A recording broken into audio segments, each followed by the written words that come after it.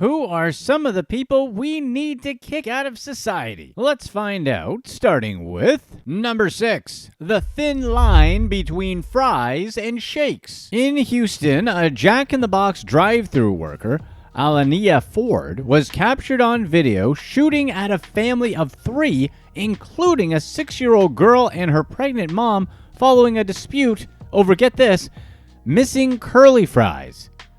The shocking footage, part of an ongoing lawsuit filed last year, reveals the employee, Ford, engaging in a heated argument with the family, which escalated to a dangerous level. The incident went down when Anthony Ramos, accompanied by his pregnant wife and child, pulled up to the fast food joint after picking them up from the airport.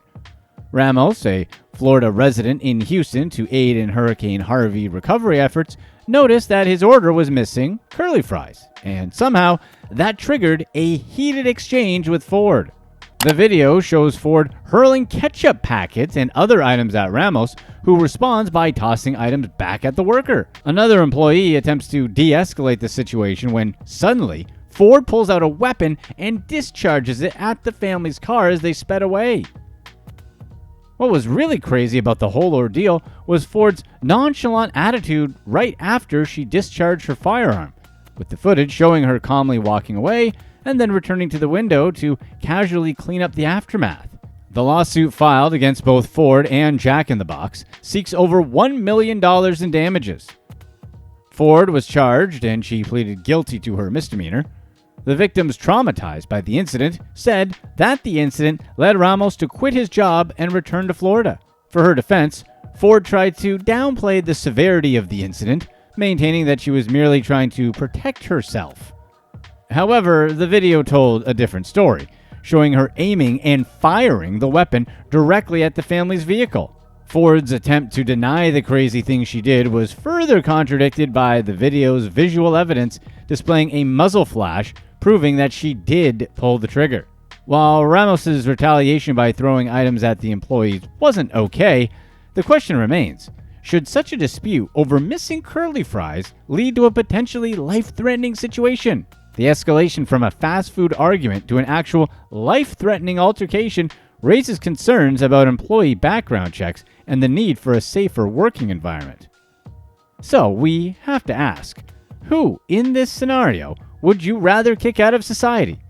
The employee or the customer who threw the food items? Number 5. The worst type of passenger. Gurpreet Dhillon, a passenger on British Airways, found himself in a mid-air brawl that led to an 8-month jail sentence after he drank 3/4 of a bottle of Gordon's gin during a flight to Malaga to Heathrow Airport. The incident began when Dhillon, along with his wife and brother, started arguing on a flight back from Spain. Cabin crew members were alerted to the situation as Dhillon, running full bore on duty-free gin and some unresolved issues, got into a heated argument with his wife, swearing in front of young children. So a flight attendant came to try and calm Dhillon down by telling him to control himself, a tried and true method for calming anyone in a drunken rage. But somehow the situation escalated. Dhillon, continuously swearing and shouting, pushed the attendant twice, causing the flight crew to take immediate action. The captain declared a mayday call, which means there's an emergency on the plane, not necessarily that it's crashing, and the plane was given priority landing. Despite the intervention, Dhillon continued his obnoxious behavior, shouting and swearing and freaking out other passengers. Dhillon was arrested upon landing at Heathrow and later pleaded guilty to his charges. The court revealed Dhillon's history of alcohol-related offenses, including an 8-year sentence for causing death by dangerous driving. Despite acknowledging Dhillon's efforts to address his alcoholism through therapy and Alcoholics Anonymous meetings, the judge in this case sentenced him to 8 months in jail, with a requirement to serve half before potential release. If it's not someone having a complete meltdown over a food order, it's going to be the drunken idiot making everyone else uncomfortable, right? Nobody likes dealing with drunks, not even the drunks themselves. They always end up all crying, finding yet another way to make the people dealing with them uncomfortable.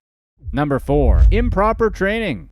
Houston woman Lisa Fernandez administered illegal silicone butt injections, resulting in the passing of Marja McClendon. Fernandez, who was unlicensed, was given a $40,000 bond and ordered not to perform any unlicensed medical or cosmetic procedures. Apparently, McClendon had traveled to Houston to get her silicone butt injections from Fernandez. During the procedure, McClendon started coughing and experiencing shortness of breath, and Fernandez had to stop the injections multiple times due to McClendon's distress. Because the procedure went so funky, McClendon argued for a refund, which Fernandez refused. After the first round of injections, McClendon, still dissatisfied, decided to return the next day for the remaining injections. However, after the second round, she began coughing up blood. McClendon sought medical attention, but left the emergency room before completing the evaluation. Tragically, McClendon was hospitalized and passed away, leaving behind 3 kids. The investigation revealed that Fernandez, a self-described working-from-home beauty consultant, had admitted to administering at least 1 syringe of silicone without authorization. She also acknowledged being aware of the risks associated with the procedure. Text messages and records on McClendon's phone corroborated the witnesses' testimonies, leading to Fernandez's arrest. Fernandez was eventually sentenced to 8 years in prison. This case really shows the dangers of unlicensed individuals performing cosmetic procedures without proper training. McClendon was only seeking enhancement, which, say what you will about cosmetic surgery, shouldn't have cost her her life. Fernandez's 8-year prison sentence sounds like she was injected with justice. Number 3. Insurance misclaims. Sydney lawyer Amadou Bangura found himself entangled in a web of lies and deception when he attempted to make a $700,000 compensation claim for a minor car accident. The incident occurred when Bangura was rear-ended in southwest Sydney. Following the collision, he claimed his white Ford Falcon had been written off and told doctors that he couldn't work due to the accident. Bangura's subsequent compensation claim, however, came under scrutiny when surveillance cameras showed minimal damage to the car, which Bangura continued to drive. And despite claiming he couldn't work, Bangura was still actively practicing law. The situation escalated when police charged him with attempting to dishonestly obtain an advantage by deception. During a 10-day hearing, Bangura was found guilty of insurance fraud. The evidence against him included surveillance footage contradicting his claims, his continued employment as a lawyer, and his lies to medical professionals about his ability to work and travel. The judge even called down Bangura's blatant lies during the proceedings, saying that he seemed to be just making things up, and talked about his dishonesty, vagueness, and evasiveness throughout the trial. In his submission to Alliance Insurance, Bangura had portrayed himself as suffering from intense pain, trauma, anxiety, and depression following the accident. He even claimed his brother had died in a car accident in Sierra Leone, because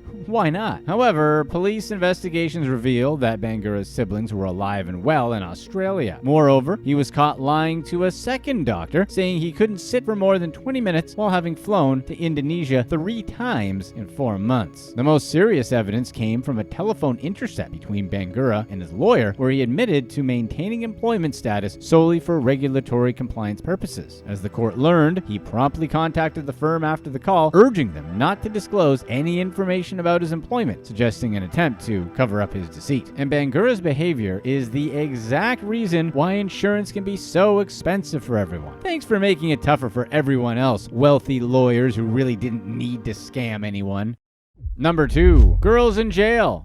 A Florida attorney named Andrew Spark found himself entangled in a scandal that shook the legal community when he was apprehended at Pineda County Jail, allegedly planning to produce content titled Girls in Jail. The shocking revelation unfolded when detectives received a tip regarding Sparks' activities with female inmates. One inmate, Shauna Baselli, explained that Spark, who wasn't her legal representative, had approached her with an unsavory proposal. Allegedly, he offered financial incentives in exchange for certain favors. Despite Baselli declining, investigators later confirmed Sparks' private encounter with another inmate, Antoinette Napolitano, where certain acts transpired multiple times. Sparks' arrest unfolded dramatically as detectives intercepted him and Napolitano in the midst of initiating a compromising act in the attorney visitation room. Upon their entry, Spark was reportedly exposed, and the arrest resulted in charges related to inappropriate exposure, introduction of contraband, and solicitation. Spark opted opting not to cooperate, promptly requested legal representation. Whenever you hear about all the crazy things that go on in prisons, it raises concerns about the security measures within correctional facilities. Sparks definitely isn't helping out with the bad reputation of lawyers. If you're enjoying this video, be sure to stay right here to find out how his cheating somehow saved him over $200 million. Number 1. LeBron's chief clown officer. Aaron Harris, the chief marketing officer of LeBron James's tequila company, Lobos 1707, was in the center of a viral casino brawl in Las Vegas involving her husband's mistress, OnlyFans model Danielle Pertusiello. The whole thing blew up at the Wynn Hotel when Harris and a friend engaged in a heated altercation with Pertusiello over Harris's husband, Mike Harris. The footage went viral, showing the scantily clad women in a vicious hair-pulling and slapping brawl on the casino floor. Pertusiello said that Harris started the whole thing, saying she was struck from behind. The clash was fueled by a history of tension, with Pertusiello admitting to sleeping with Mike. Aaron Harris, a prominent executive in the world of celebrity endorsements and luxury alcohol brands, had apparently discovered her husband's affair with Pertusiello 4 months prior to the casino brawl. Pertusiello said that Harris hired a private investigator, leading to a confrontational phone conversation where Pertusiello admitted to the affair, telling Aaron that if it wasn't going to be her, that was going to be someone else. Because apparently, Mike is a great guy. Despite Mike Harris denying the affair and distancing himself from the casino brawl, the altercation highlighted a complex web of infidelity and personal disputes. Aaron Harris's professional stature as the chief marketing officer for Lobos 1707 only drew more attention to the whole thing. Managing personal relationships is hard enough as it is, and even more so when individuals in the public eye are involved. The circumstances surrounding the altercation, including Aaron Harris's alleged aggressive behavior, paint a complicated picture, tumultuous personal life intersecting with professional responsibilities. So what do you think about this? Who's the bad guy here? Mike for being the cheater who was likely going to cheat regardless, or Danielle for being the one who he did it with? Or maybe it was Aaron for handling the situation poorly, justifiable as it may be. Tell us what you think in the comment section. Lou pays at his favorite gentleman's club in town in Houston, and he's already downed quite a few drinks. He's already spent several hours with his favorite, let's call her a personal companion for the night. But he has a huge problem on his hands. You guessed it, it's because he's still married. Normally, the average cheater would think it's a big problem that they completely smell like whomever they're doing the cheating with. But this time, the smell isn't the big issue. Lou will just go to a gas station and rub some gasoline on himself before going home. That was his go-to move to cover any suspicious scents up by spilling gas on himself for the umpteenth time. The big problem now is that he found out his lady friend is pregnant. Lou Pei is a Chinese American who made a fortune from working with the now defunct energy company Enron Energy Services. Pei came to the United States when he was just 2 years old and his family settled in Maryland. As a child, he was considered a math prodigy, and he eventually earned a bachelor's and a master's degree from the University of Maryland.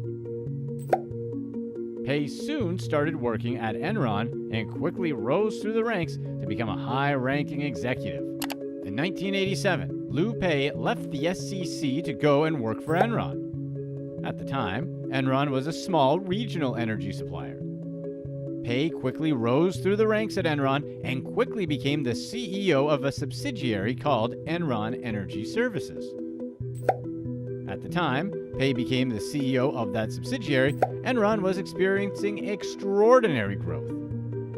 The company's business was booming, and things were going as well as they possibly could. Pei was a generally introverted and reclusive person. Very soon, he became known as the Invisible CEO because of his introverted personality. Despite being introverted, he had a penchant for living a lavish lifestyle, and that lifestyle would eventually come to symbolize not only Pei, but the executive management of Enron in its totality. In the end, Enron would face serious money problems, and a fine-tooth comb would be used to comb through all of Pei's excesses. Enron Energy Services, the subsidiary that Pei had control over was Enron's retail unit. The business of the EES, as it was called, was to sell gas and power directly to homes at a market price. The company wanted to displace the pseudo-government entities that sold power to people and wanted to offer that same energy at a reduced price directly to customers. The company spent a lot of money on advertisements as it needed to convince people to pool their energy needs directly and purchase them from Enron. However, the implementation of this strategy was a monumental disaster. Within just 5 years, the company blew through $500 million in expenses without generating any significant income. Despite the failure of Enron, Liu Pei was having the time of his life. As a CEO of the company, he earned around $100 million in salary over 5 years. He also received a lot of valuable Enron stock that was worth hundreds of millions.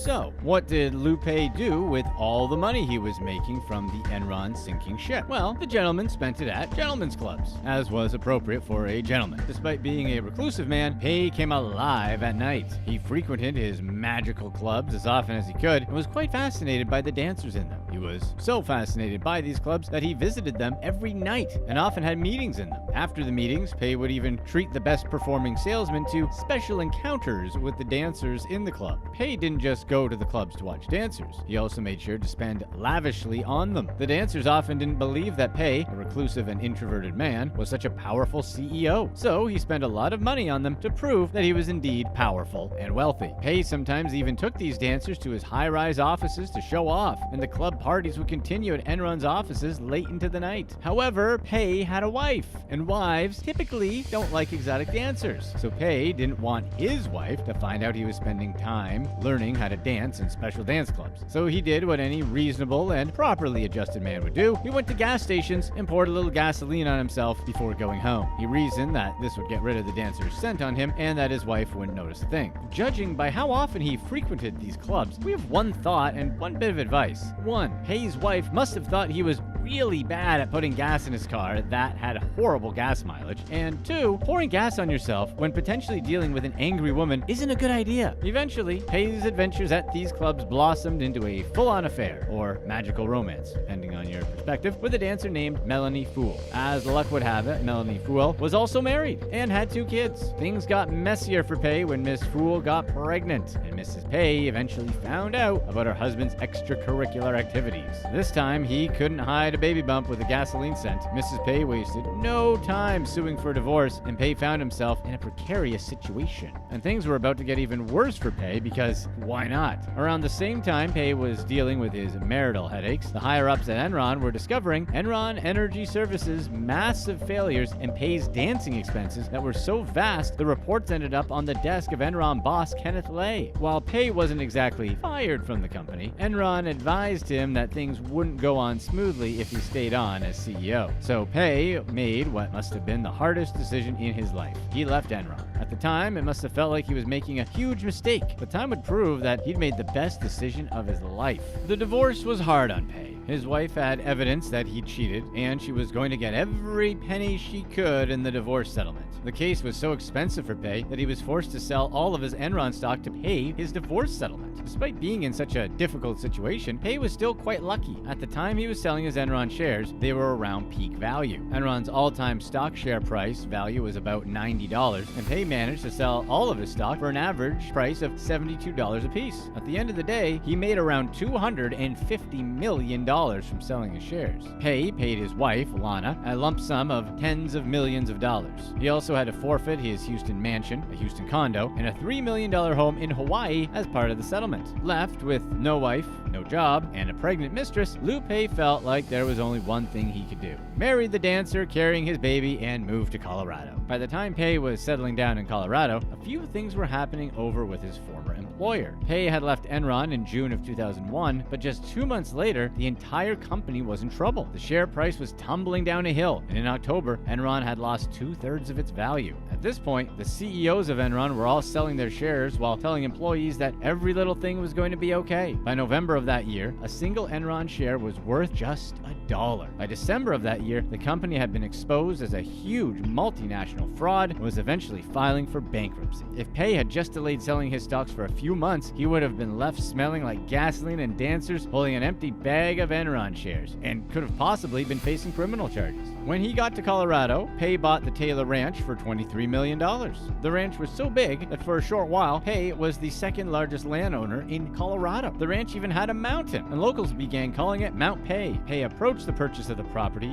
very carefully. He didn't buy the land at once. Instead, he bought the entire ranch incrementally. He first purchased 23,800 acres of the southern third of the ranch for $6.9 million in cash. He also swapped real estate worth $2.6 million in Texas for it. 2 years later, he completed the purchase. This means that Pei had started purchasing the land even before his wife found out about his affair and he had to leave Enron. Unfortunately for Pei, the property was a subject of intense controversy. Before Pei bought it, it had been used communally by a community of ranchers. These ranchers expected the same unreserved access they'd had to the land, but Pei was having none of it. If the ranchers had all been exotic dancers, he probably would have considered it, but they weren't. Instead of giving them access, Pei decided to beef up security. He fenced out the ranchers better than every other previous owner and employed people to patrol his perimeter. Aside from that, he diligently pursued trespassing complaints in the courts, but the issues surrounding the land couldn't be easily disposed of. The ranch had been a part of a larger portion of land ceded to the United States after the Mexico-America War. Unfortunately, the legal rights surrounding the land as a common area nearby ranch owners were never spelled out. By 1960, the land was purchased by North Carolina lumber magnate Jack Taylor. The legal rights of surrounding ranchers to use the land were in legal obscurity by the time Taylor bought it. However, Taylor knew that the locals believed that they had some claim to the ranch. Unfortunately for the villagers, Taylor didn't believe in those rights and he tried to secure the ranch as his private domain. The efforts of Taylor to restrict the locals from the land triggered a feud that went on for decades. Taylor went to court several times, and the state and federal courts affirmed his right to secure his property. However, the local government wasn't too enthusiastic to enforce the court's judgments. In the end, it was the judgment of Taylor's neighbors that mattered the most. One night, in 1975, a bullet ripped through Taylor's roof and shattered his ankle. That was the straw that broke the camel's back, and he left Colorado soon after. He never returned to the ranch and ran operations there from North Carolina. The person who pulled the trigger was never caught. In the 1980s, Jack Taylor breathed his last breath, and his child, Zachary Taylor, yes, just like everyone's favorite president, permitted the locals' use of the land. However, Zachary only allowed limited access, and this negatively impacted the agrarian industry in the county. Losing access to pastures forced many local ranchers to either pack up or drastically reduce the number of their herds. In due time, Lou Pei started buying up the land little by little. For a while, Pei had Zachary Taylor had a legal dispute over the extent of logging that Zachary had allowed on the ranch before selling. However, the dispute was soon settled and Pei had everything he wanted. He had all of the ranch, his pregnant mistress, and a fortune in Enron stock sales in the bank. But instead of just settling into the ranch and keeping a low profile, Pei made some important moves. Zachary had hoped that Pei would offer the villagers even more access to the land, but that wasn't to be. When a policy consultant tried to talk to Pei and come up with a plan that would make it easier for villagers to access the ranch, she was rebuffed. It appeared that Pei was quite secretive about his plans for the ranch, and those plans did not involve access for villagers. Pei was so secretive that his team told the analyst not to even mention Lou Pei when discussing plans for the ranch with them. It was clear that Pei wanted to hide his involvement with the property. Pei's first course of action was to resurvey the land and ask neighbors to prove their boundaries, all at their own expense. In a few cases, some of the neighbors lost areas of the ranch that they'd had access to for generations. Pei also employed construction workers to build bigger fences that secured the ranch completely. Some of those fences are alleged to have cut right into the property of other people. Of course, the ranch management denied these claims and argued that they were simply maintaining old fences. Before long, the locals realized that Pei was an even worse owner than Jack Taylor. During Taylor's time, they could always find different ways to get on the property. However, Pei's fences made that practically impossible. There was no access, and that was the end of the story. There were also rumors that Pei wanted to divert water from major streams, impound them, and then sell them through a private water marketing company owned by Enron. He also planned to purchase water and land rights from his neighbors to complete his domination of the area. At the same time, the locals continually got into heated arguments with the ranch hands Pei employed. These arguments ranged from accusations that hunting activities were being stifled to arguments over hiking rights. While a lot of people accused Pei of being a bad neighbor, they also admitted that he'd started the work of restoring the forest in the ranch. Interestingly, Pei also showed some willingness to help the community. community. It was said that he had a soft spot for young people and seniors and was willing to help the community by donating to worthwhile programs. However, that was where his generosity stopped. He was never willing to discuss community access to his property. Despite selling his Enron stocks and becoming quite rich, Pei was also never willing to give out raises, unless it was to exotic dancers. Anytime he gave a raise to an individual worker, he told the worker to not inform colleagues so they didn't all start clamoring for more money. All through Pei's ownership of the land, there were lawsuits and potential for lawsuits from almost every angle. The case was constantly being dragged in front of the judge, and Pei constantly had to defend his use of the land. But the fights didn't last forever. A year after leaving Enron, Pei finally got tired of all the issues that came with owning the Taylor Ranch. He sold the ranch for almost $60 million, which was more than double what he'd bought it for. These days, Pei is still married to the dancer he divorced his wife for, and they have 3 children. So, to all of you who are positive that that one dancer you saw last night was really into you, there's a chance. You just have to be a millionaire, because apparently that helps. Pei might have sold his Colorado ranch, but he still operates ranches in Texas and Virginia. He's also very interested in Olympic dressage these days. And no, he's never had to face any serious consequences for his role in the Enron debacle. That's the sort of luck you get when you divorce your wife to marry a dancer you met at a club. Click to watch one of these next videos. Let us know in the comments section who you'd be more mad at, the cheater or the person the cheater cheats with.